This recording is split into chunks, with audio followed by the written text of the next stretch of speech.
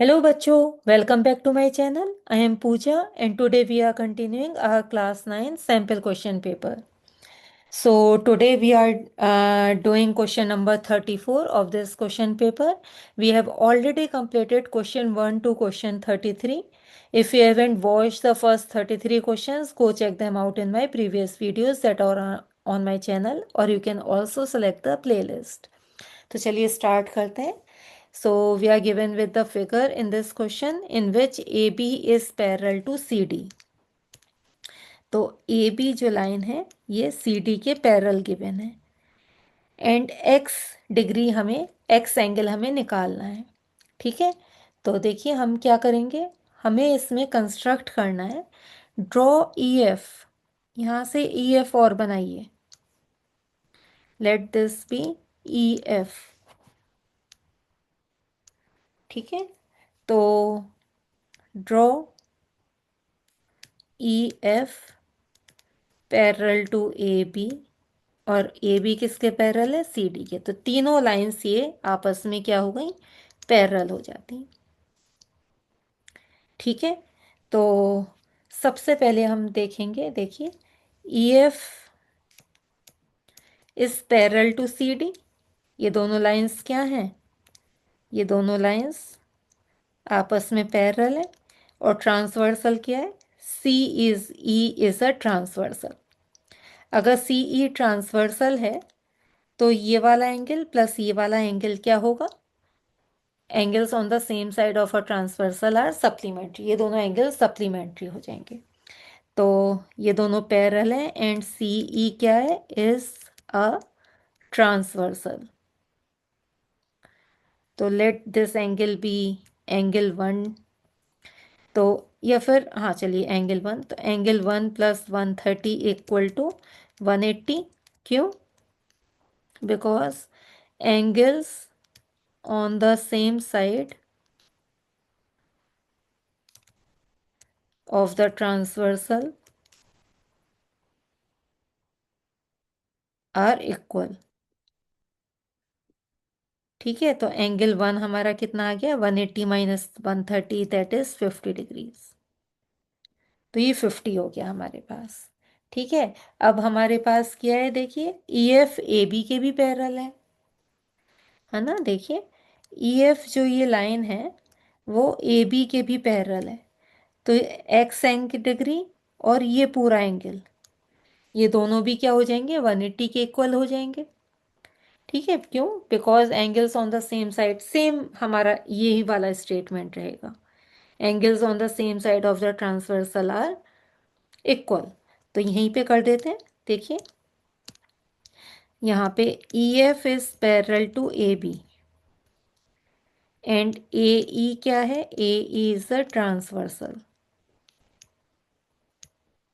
ठीक है, तो X प्लस एंगल E देखिए कितना है, पूरा एंगल E जो ये पिंक पार्ट है 20 प्लस ये 50 degrees 70 degrees is equal to 180 हो गया. तो यहाँ से हमारे पास x की वैल्यू आ गई 110 डिग्रीज और यही हमें निकालना था. ये हमारा आंसर आ चुका है. ठीक है, चलिए नेक्स्ट क्वेश्चन करते हैं. क्वेश्चन नंबर इसी क्वेश्चन का और part. So in the given figure, AB is parallel to CD and a transversal T, this is transversal T, cuts them at E and F respectively. If EP, ये वाली line, is and FQ are the bisectors of angle AEF and EFD, it means ये वाला angle इस angle के equal है and ये वाला angle इस एंगल के इक्वल है क्योंकि ये बाइसेक्टर्स हैं. Prove that EP is parallel to FQ. तो आपको देखिए गिवन में क्या क्या है. गिवन में है AB is parallel to CD and मान लीजिए ये एंगल 1 है, ये एंगल 2, ये एंगल 3, ये एंगल 4. तो एंगल 1 इक्वल टू एंगल 2 है and angle 3 equal to angle 4 है. ये गिवन है आपको. To prove EP is parallel to FQ, ये आपको प्रूव करना है. ठीक है, तो देखिए सबसे पहले प्रूफ स्टार्ट करते हैं. ए बी पैरेलल है सी डी के, एंड टी क्या है, टी इज द ट्रांसवर्सल। तो हमारा जो एंगल ए ई एफ है, A E F equal to angle E F D होगा।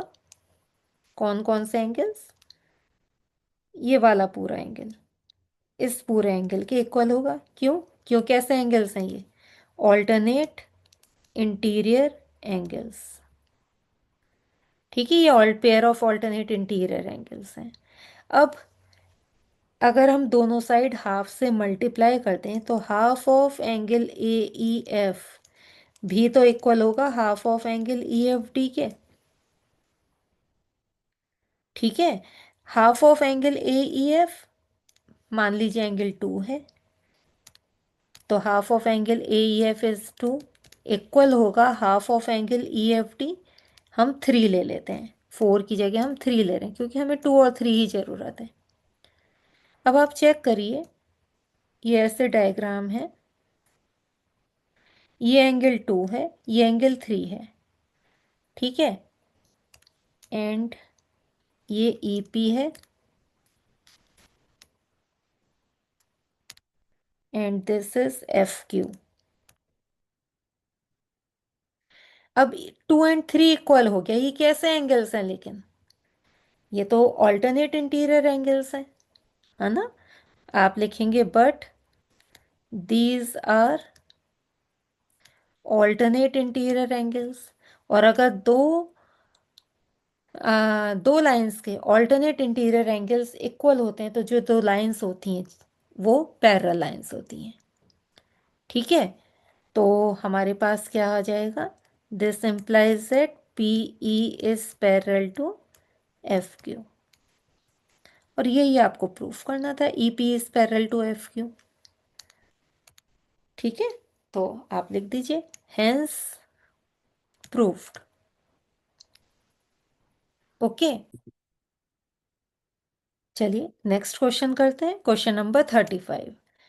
तो ये एक स्टेट्स का क्वेश्चन है। Question number 35, the daily pocket expenses of 150 students in a school is given below, are given below. Pocket expenses हैं और ये फ्रीक्वेंसी है, आपको फ्रीक्वेंसी पॉलीगन बनाना है।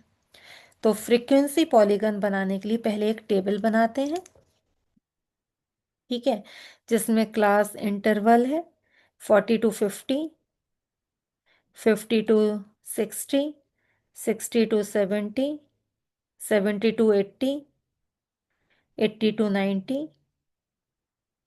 90 to 100, 100 to 10, 110 to 120।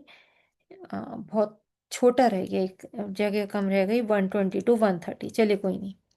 ठीक है, अब हमारे पास इसके हम मिड वैल्यूज़ लिखेंगे जिसे हम क्लास मार्क कहते हैं। सबकी मिड वैल्यूज़ दैट इज़ 45, 55, 65, 75, 85, 95, 105, 115, 125। आपको फ्रीक्वेंसी भी दी हुई है, फ्रीक्वेंसी आर 0 शुरू की, 12, 16, 25, 85 की है 20, 32, 27, 18 एंड 0। ठीक है, तो अभी हम क्या करेंगे, हम प्लॉट करेंगे पॉइंट्स। कौन कौन से पॉइंट्स, 45, 0 प्लॉट करेंगे, 55, 12 प्लॉट करेंगे, 65, 16 प्लॉट करेंगे। तो ऐसे ऐसे आप 75, 25 ये पॉइंट्स आप प्लॉट करेंगे तो आपका फ्रीक्वेंसी पॉलीगन बन जाएगा। तो चलिए नेक्स्ट पेज पे करते हैं, फ्रीक्वेंसी पॉलीगन बनाते हैं। तो हम यहाँ पे जैग लाइन बनाएंगे क्योंकि हम यहाँ पे 45 से स्टार्ट करेंगे। 45, 55 ये मिड वैल्यूज़ हैं, मिड वैल्यूज़ 45 से शुरू हैं। 75, 85, 95, 105, 115 125। ठीक है, ये एक्स एक्सिस है और ये वाई एक्सिस दैट इज 10 20 30 40। ठीक है, तो सबसे पहला पॉइंट है 45,0। तो ये बन गया हमारा 45,0 first point, A point. B point is 55,12।